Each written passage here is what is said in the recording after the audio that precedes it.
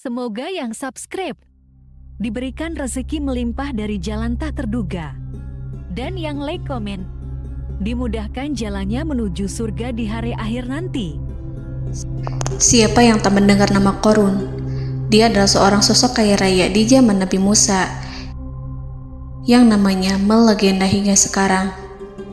Kisahnya diabadikan dalam Al-Quran, bahkan menjadi peribahasa atau ungkapan di masyarakat guna menggambarkan seseorang yang mirip dengan tabiatnya atau menisbatkan harta yang ditemukan terpendam dalam tanah sebagai harta Qorun.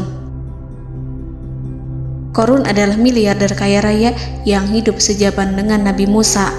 Saking kaya rayanya, Qorun setiap kali keluar dari rumahnya, ia didampingi dengan 300 pelayan laki-laki dan 300 pelayan perempuan. Qorun juga dikawal oleh 4.000 pengawal yang diiringi 4.000 binatang ternak ditambah 60 ekor unta yang khusus membawa kunci-kunci gudang penyimpanan harta kekayaannya itu. Itu dilakukan semata-mata sebagai bentuk kesombongan bahwa dialah manusia paling kaya, paling terhormat, dan memiliki pengikut setia. Ia merasa lebih mulia dibandingkan Nabi Musa alaihissalam. Orang-orang tentu saja akan penasaran seberapa banyak harta kekayaan Qorun jika pengawal dan pembawa kunci gudang kekayaannya sebanyak itu. Lalu berapa banyakkah harta yang dimiliki Qorun yang disimpan di dalam gudangnya tersebut? Sebelum saya melanjutkan, dimohon untuk menonton video ini sampai selesai supaya tidak ada kesalahpahaman dalam memahami isi cerita, serta mohon bantu channel ini semakin berkembang dengan cara tekan subscribe dan silakan tinggalkan like serta komen positifnya. Semoga dukungan pemirsa Risalah Kehidupan bernilai pahala dan menjadi wasilah dimudahkannya segala urusan pemirsa sekalian. Pemirsa Risalah Kehidupan, di zaman sekarang banyak orang yang mengistilahkan rezeki yang tak terduga dengan istilah harta Qorun. Lalu dari manakah sumber harta kekayaan Qorun yang sangat luar biasa itu?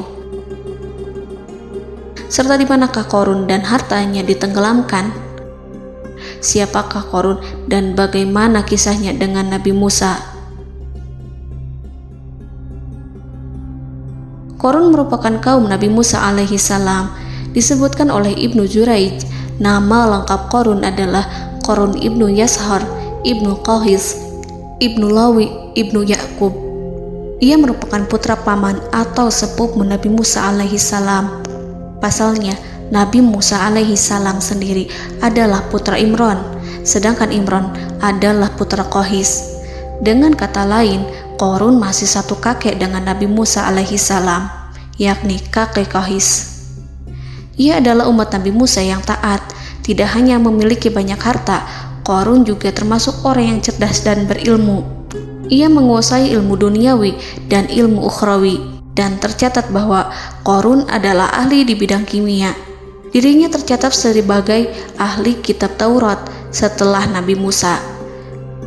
Kepandaian Qorun dalam ilmu agama membuat dirinya sering disebut dengan ilmu nawir, atau orang yang memberi cahaya dan penerangan.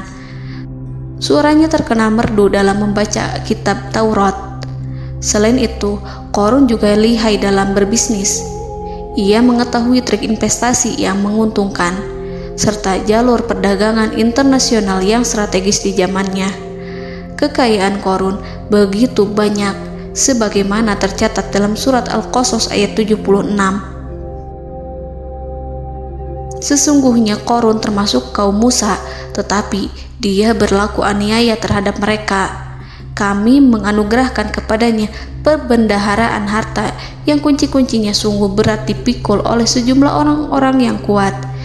Dalam riwayat Kaisamah disebutkan, kunci gudang kekayaan Qorun dibutuhkan 60 bigol atau sejenis kuda kecil. Ukuran kuncinya sebesar jari, bahannya terbuat dari kulit, dan setiap kunci digunakan untuk satu gudang. Maka keluarlah Qorun kepada kaumnya dalam kemegahannya. Para ulama tafsir menjelaskan Korun keluar dengan mewah diiringi dengan 300 gadis berbaju merah dan 4.000 kendaraan kuda. Tak heran, iring-iringan Korun itu mengundang decak kagum mereka yang gandrung terhadap harta kekayaan. Sebagaimana yang terekam dalam ayat Al-Quran, moga-moga kiranya kita mempunyai seperti apa yang telah diberikan kepada Korun. Sesungguhnya ia benar-benar mempunyai keberuntungan yang besar. Quran Surat Al-Qasas ayat 79. Namun tak sedikit kaumnya yang mengingatkan. Ingatlah ketika kaumnya berkata kepadanya, janganlah engkau terlalu bangga, sesungguhnya Allah tidak menyukai orang-orang yang terlalu membanggakan diri atau farihin. Ulama menafsirkan istilah farihin di sana juga berarti takabur, zolim, berbuat kerusakan, arogan, dan tak mau bersyukur terhadap nikmat. Korun dikisahkan memiliki ribuan kuda yang berisikan emas dan perak. Bila keluar rumah, Korun selalu berpakaian mewah dan dikawal 600 pelayan dan diiringi 4.000 ekor kuda serta 60 ekor unta yang membawa kunci-kunci gudang kekayaannya. Namun, sayangnya Korun kemudian membangkang pada Nabi Musa dan menjadi pengikut setia Fir'aun. Mengenai dari mana asal-usul kekayaan Korun, ada beberapa riwayat yang memberitahukan tentang asal-usul kekayaan Korun. Sumber pertama menyebutkan bahwa jauh sebelum memiliki kekayaan, Korun hanyalah seorang lelaki miskin yang tidak mampu menafkahi keluarganya. Anaknya sangat banyak. Lalu suatu ketika Korun datang kepada Nabi Musa. Ia meminta Nabi Musa alaihi salam untuk mendoakannya agar Allah memberikan harta benda yang banyak. Korun juga meminta Nabi Musa mengajarinya ilmu kimia dan ilmu-ilmu kehidupan lainnya. Korun dikenal sebagai orang yang soleh dan mengikuti ajaran Ibrahim dengan baik, sehingga tanpa pikir panjang, Nabi Musa alaihi salam menyetujui permintaannya. Allah Subhanahu wa Ta'ala mengabulkan doa Nabi Musa. Korun diberikan kecerdasan luar biasa dan menguasai ilmu yang telah diajarkan kepadanya. Korun menguasai teori dan praktik pembuatan emas permata dan beragam perhiasan mewah lainnya. Ia juga pakar dalam ilmu arsitektur, rancangan bangunan, penataan kota, dan lain sebagainya. Tidak lama setelah itu, hidupnya berubah. Korun pun hidup dengan bergelimbang harta. Ribuan gudang yang dimilikinya penuh dengan emas dan perak. Namun, sayangnya, keberuntungan yang didapatkannya membuatnya gelap mata. Korun mulai hidup dengan penuh pamer, keangkuhan, dan penuh kesombongan. Kekayaan yang diberikan Allah Subhanahu wa Ta'ala membuatnya lupa dengan Sang Maha Pemberi. Korun merasa lebih terhormat dan mulia dibandingkan Nabi Musa. Ia pun akhirnya membelot dan durhaka pada Musa. Ia mengingkari janji-janjinya dulu dan beralih menjadi pengikut Fir'aun yang setia. Loyalitas Korun terhadap Fir'aun membuatnya diangkat menjadi kepala mandor yang membawahi ribuan pekerja. Dikisahkan bahwa Korun bersikap semena-mena terhadap para pekerja. Ia tega memotong upah mereka. Ia melakukan korupsi demi membangun istana dan kemegahannya sendiri, dan untuk membangun gudang-gudang penyimpanan harta yang telah ia kumpulkan jauh-jauh hari. Ketika datang perintah zakat, Nabi Musa alaihi salam pergi menemui Korun dan memerintahnya mengeluarkan zakat sebesar 1 dinar dari setiap 1.000 dinar hartanya, 1 dirham dari setiap 1.000 dirham, 1 kambing dari setiap 1.000 kambing, dan seterusnya. Setelah Korun menghitung seluruh hartanya, ternyata jumlah zakatnya sangat besar. Kekikirannya pun mulai menghalangi hatinya untuk mengeluarkan zakat. Korun enggan membayar zakat ketika Nabi Musa alaihissalam menagih zakat yang diperintahkan oleh Allah untuk ditunaikan olehnya. Ketika Korun dimintai zakat, ia langsung marah dan tidak memberikan sedikit pun kekayaannya. Dia berpikir bahwa harta kekayaan yang dimilikinya didapat dari hasil kerja dan usahanya, dan tidak ada kaitannya dengan siapapun, termasuk Allah Subhanahu wa Ta'ala. Janji Qarun untuk lebih taat beribadah dan membantu sesama jika diberi kekayaan oleh Allah dilupakannya. Dia mempergunakan kekayaannya tersebut dalam kesesatan, kezoliman, dan permusuhan, sehingga membuatnya menjadi sombong dan terlena. Orang-orang beriman pada masa itu sering menasihati Qarun untuk bersyukur atas nikmat yang telah Allah berikan. Tetapi dia tidak mengindahkan nasihat tersebut. Dari sikapnya tersebut sudah jelas bahwa Qarun tidak membutuhkan nasihat kebenaran, bahkan merasa tidak takut dengan ancaman Allah.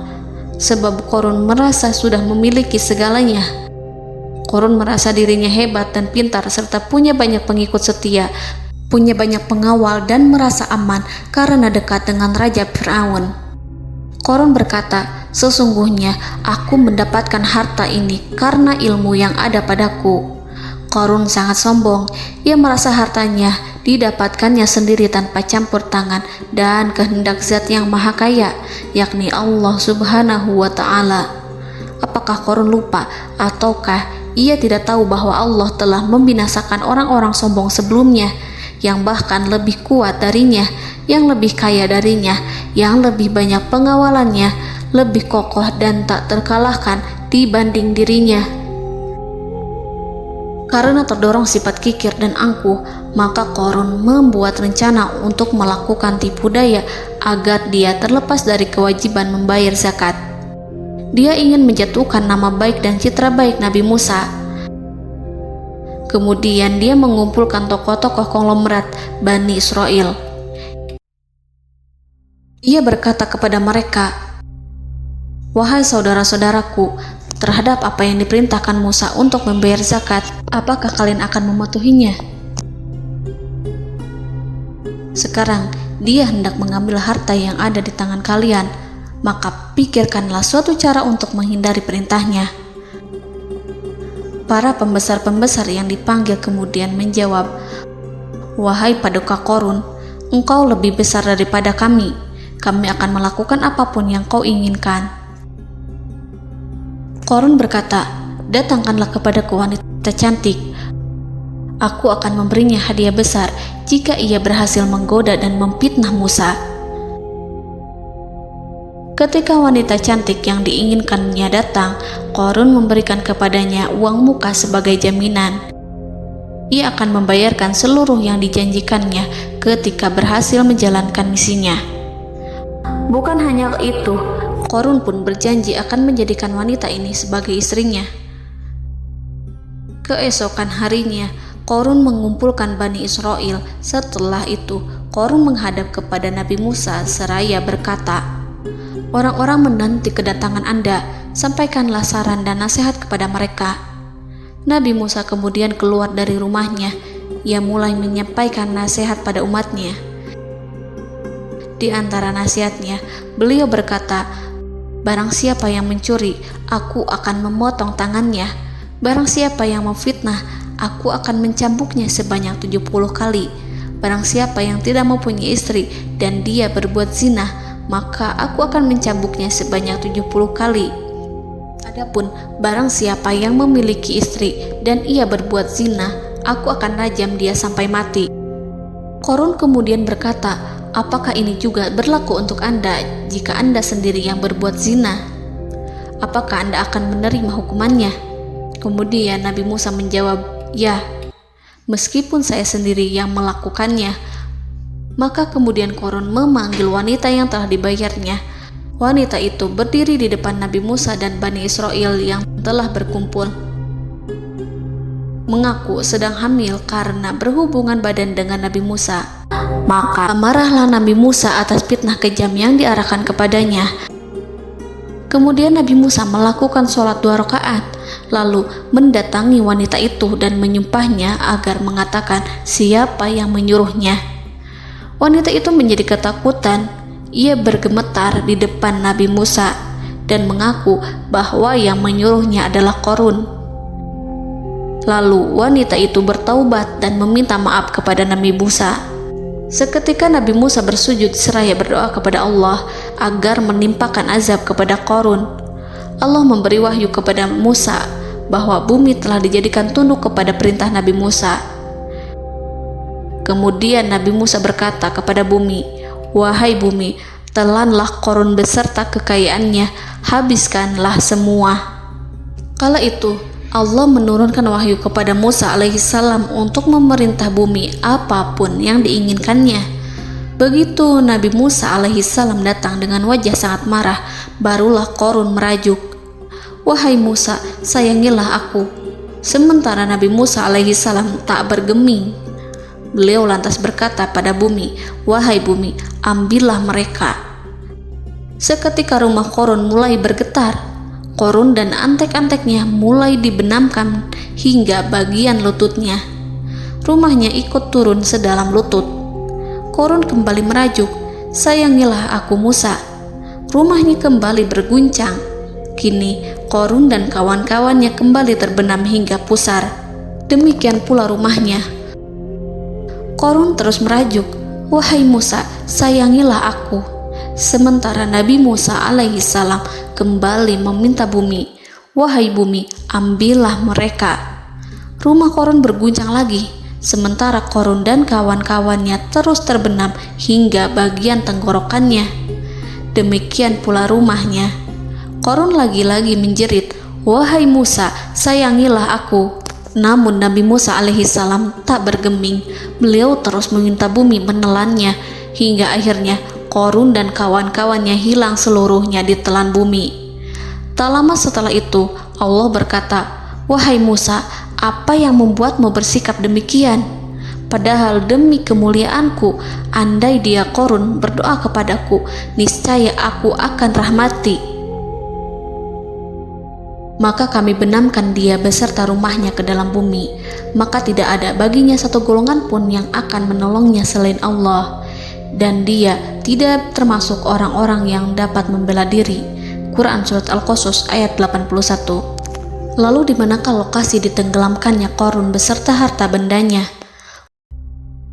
Konon berdasarkan kepercayaan beberapa masyarakat setempat, Qarun ditenggelamkan di sekitar sungai atau danau Moris yang terkenal di kota Payom, negara Mesir.